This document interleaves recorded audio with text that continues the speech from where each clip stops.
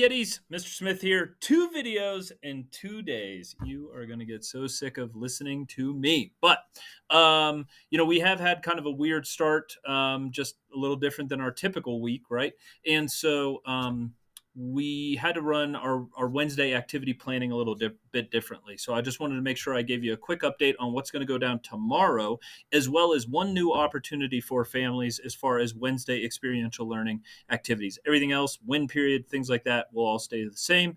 But as far as morning experiential learning, we do have one new option that I'll go over now. Here we go.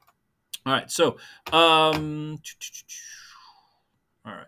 So, right on Wednesdays, as you know, from 8:15 to 11:30, we do experiential learning. Experiential learning is an opportunity for us to get together as a school, work in small groups on our touchstones, which are academics, character development, community service, and engagement with nature. And so we build in time to focus on those touchstones. It's part of a student's portfolio that they have to complete to graduate. So experiential learning is going to continue as is. You drop your kid off on a Wednesday and we go do really, really cool stuff. And that's going to continue to happen.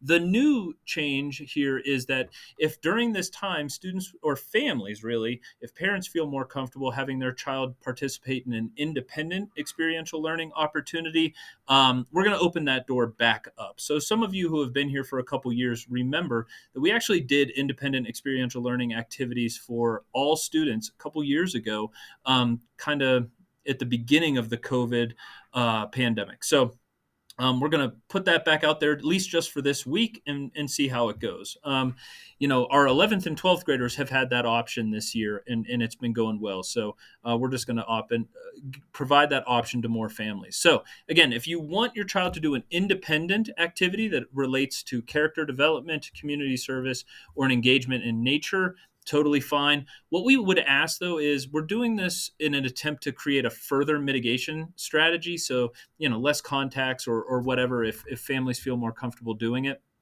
It's great. What we don't want is 10 students heading over to that kid's house to go play video games and not wear masks. Like, that completely defeats the purpose of this attempt. So, parents, thank you for helping us, make sure that everybody's following safety protocols.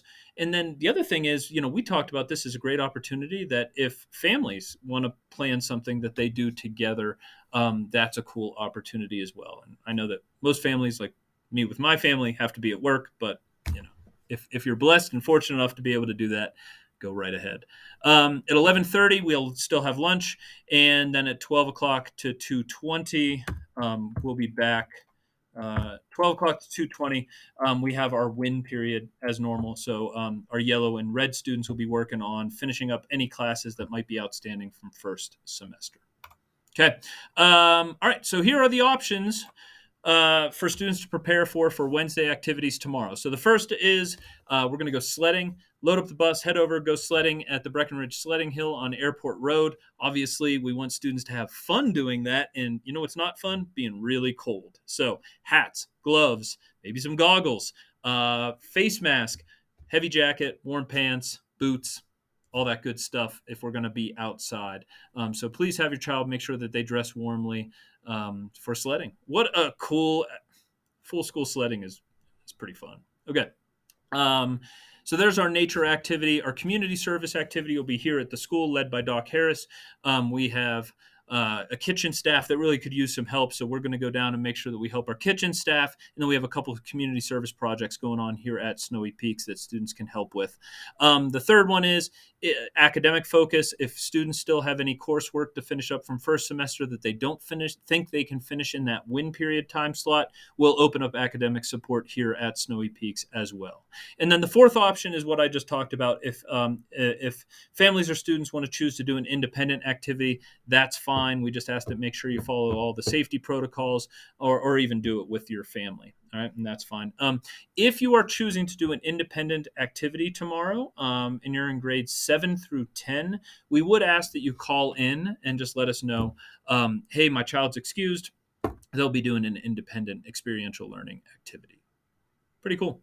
All right, so Jen, a couple years ago, put together a list of example activities that our students could go do on Wednesdays when they were doing independent experiential learning. So here's a bunch of them, right? Engagement with nature, even community service to your family community. Families might like that. Maybe your child will cook dinner tomorrow or do all the laundry or whatever. So, this list is actually much longer than what I've posted here. It's about 50 some items long, and I did post it in students' Google Classroom. So if they're looking for, hey, what does that mean? What should I do? Take a look there. All right. But we're really trying to encourage our students to get outside, be active, or give back to their community in some way. All right.